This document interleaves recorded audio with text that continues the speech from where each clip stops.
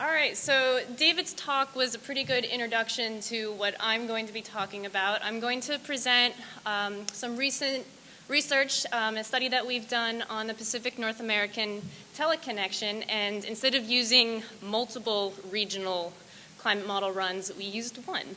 So we used the ECM5 global model and RegCM3 regional climate models.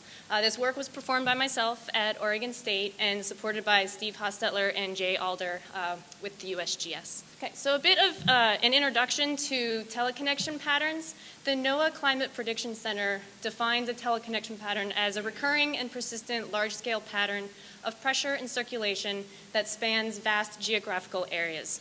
So basically, teleconnection patterns are an inherent variability within the climate system. They affect climate on very large scales and can range from days to weeks to months to years, and so they can have pretty profound impacts on climate.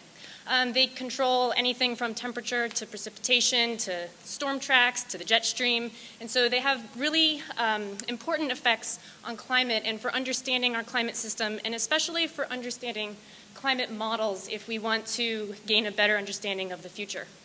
So what is the Pacific North American teleconnection? I'll refer to this as the PNA because it's kind of a mouthful otherwise. The PNA is basically made up of 4 main regions of alternating high and low pressure centers. So the first one here is a high pressure, this is for the positive phase. The first one's high pressure over Hawaii. The main one is the Aleutian Low in the North Pacific. There's a continental high here in the western, kind of northwest North America, and another low over the southeast of the United States. And so these alternating areas of pressure influence the airflow over the North Pacific and North America. So more specifically, they can influence the jet stream and storm tracks. And so this has large implications for the timing and location of large rainstorm events and also the temperature associated with the alternating positive and negative phases of the PNA. So the PNA is mostly a control of winter climate in North America. It does have some effects over climate in other seasons, but we're going to focus here on just the winter because the effects are the strongest. So as I said earlier, the PNA goes from positive to negative phases. And so this is just a sample of what the index, so the index is a measure of the strength of the positive or the negative phase. And so the index typically ranges from maximum negative to positive 3. And so when the index is positive, the airflow over North America has this more sinusoidal, meridional shape to it.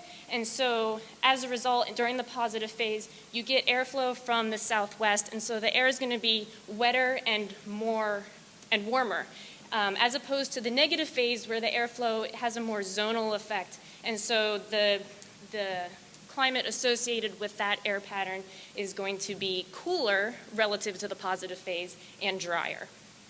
And so this will come into play later when we look at the future projections of the PNA and the differences between the positive and the negative phase. And another thing to note is this area is our regional model domain. And so you can see it encompasses just a little bit of the North Pacific and pretty much all of North America. Okay, so a little bit about the models and our methods. We used 2 global models for this study, the ECM5 GCM and the NCEP NCAR reanalysis. These 2 global models were used as forcing into the regional model. We used RegCM3, which is a high-resolution 50-kilometer grid.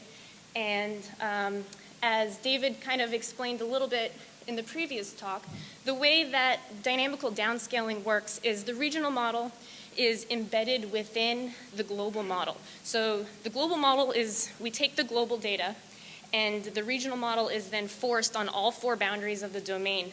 And then it takes this information as boundary conditions, and then the regional model runs independently. Our model runs on 6-hour time steps, and we get monthly data from that. And because we obtained quite a bit of data from the ECM5 simulations from CMIP3, we had 241 years from the 20th century, and the A2 runs that spans from 1860 to 2100. So we used all of that data to force Reg CM3, and so as a result, we had 241 years of regional 50-kilometer resolution data to work with. We also used NCEP as forcing, and unfortunately, because of limitations with our sea surface temperatures, we could only get regional data between 1982 and the year 2000. The first step in the study was to make sure that the P&A was resolved in our global model.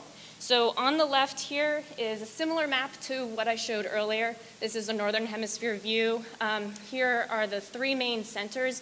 I'm actually just going to focus on these three centers here because there's some research that shows that the center over Hawaii doesn't have as much influence when you're looking at the climate of North America. So here's NCEP. We use this as an observational baseline. And so as you can see for the ECM5 present simulation, the centers, especially the Aleutian Low here, is much weaker than what the observations show. The center over the Pacific Northwest, the continental high, is slightly shifted, and the one over the southeast is actually kind of comparable. But more or less, the pattern is the same, which means that the general airflow patterns and the teleconnection was reproduced in the model, so that's what we were looking for. Looking at the future simulation for ECM5, you can see that there's a very large and significant increase in the size and the strength of the Aleutian Low. And as a result, this shifts the location of the continental high, and this is going to have some pretty large impacts on climate and the strength and the location of some of the more significant storms that come in the future. Okay, so the next step after we kind of determined that the teleconnection was present in the global models was to make sure that the regional downscaling worked. We wanted to make sure that when we ran the regional model, the P&A was also represented in the regional output. So this is showing the NCEP reanalysis data for 1982 to 2000. And on the top here is the global model results, and on the bottom here are the regional results. And this is for the 500 millibar heights, which is more or less atmospheric pressure, I guess you can look at it that way. This is surface temperature, and then precipitation on the right. So it's pretty obvious that the patterns are more or less the same, which is good, and that means we can move forward with the study. So even though the regional domain is kind of limited, you can still see that the Aleutian Low is forced very strongly on the western boundary, and so the P&A is very present and a main mode of variability within the regional model.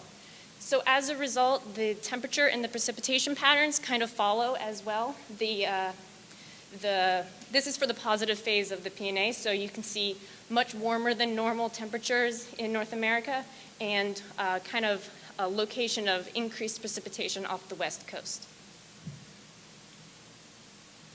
Okay, so into the kind of the bulk of our analysis here. These are the regional model output results for the ECM5 downscaling. And so these maps here are showing the positive phase of the P&A, and so when all of the indices are above 0. And what these maps are showing are anomalies relative to the mean state for their time period.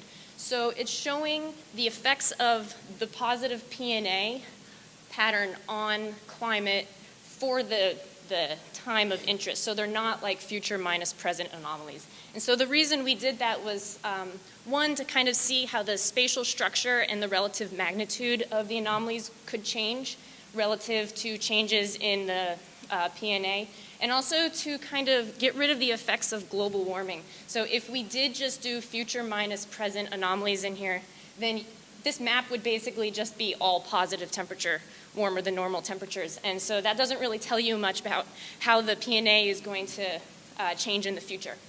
And so what you're looking at here is present on the left column of both of these and future on the right. And we have, again, 500 millibar heights, temperature and precipitation, all for the winter months. And then over here you have snow for March and soil moisture for April.